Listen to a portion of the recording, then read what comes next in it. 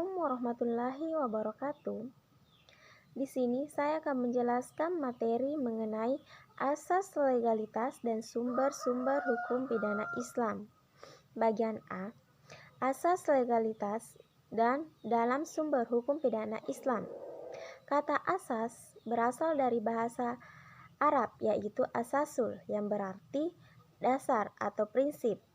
Sedangkan kata legalitas berasal dari bahasa Latin yaitu lex, kata benda yang berarti undang-undang, atau dari kata jadian legalis yang berarti sah atau sesuai dengan ketentuan undang-undang.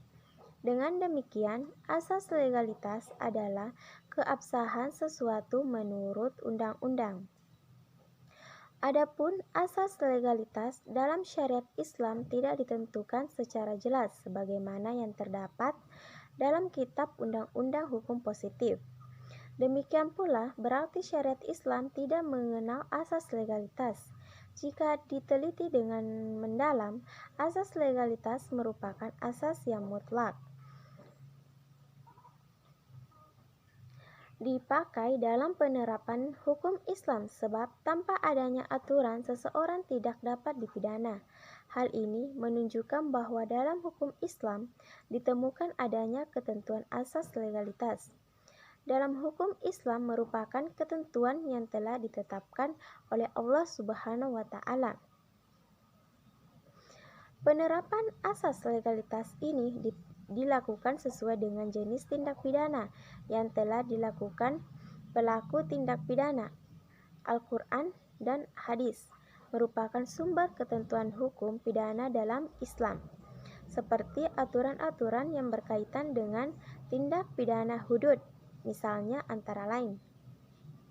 Bagian A, tindak pidana zina ditetapkan dalam surah Al-Isra ayat 32, surah Al-Nur ayat 4.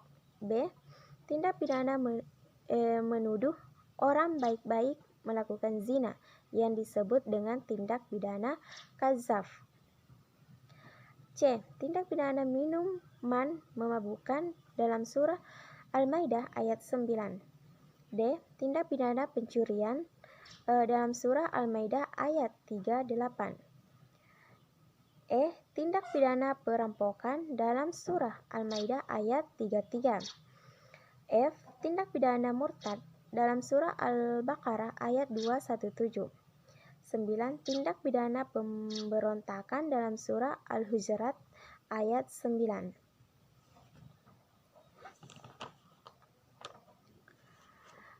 Demikian juga dalam lingkup tindak pidana qisas dan diat yaitu 1.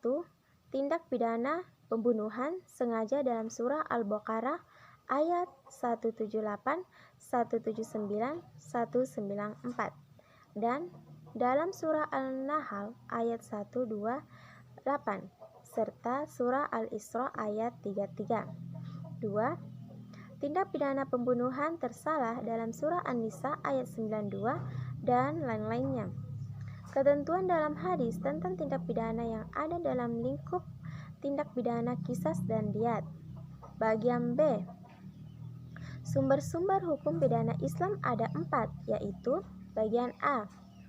Al-Quran adalah sumber ajaran Islam yang pertama yang memuat kumpulan beberapa wahyu yang telah diturunkan kepada Nabi Muhammad SAW. Bagian B. Al-Sunnah atau Al-Hadis adalah segala sesuatu yang datang dari Nabi SAW selain Al-Quran, baik berupa perkataan, perbuatan atau takrir. Bagian C. Ijma merupakan kesepakatan atau kebulatan para mujtahid Islam dalam suatu masa. D. Qiyas adalah mempersamakan hukum peristiwa yang belum ada ketentuannya dengan hukuman peristiwa yang sudah ada ketentuannya karena antara keduanya peristiwa tersebut terdapat segi-segi bersamaan. Lebih dan kurangnya mohon dimaafkan. Wabillahi taufiq wal hidayah. Wassalamualaikum warahmatullahi wabarakatuh.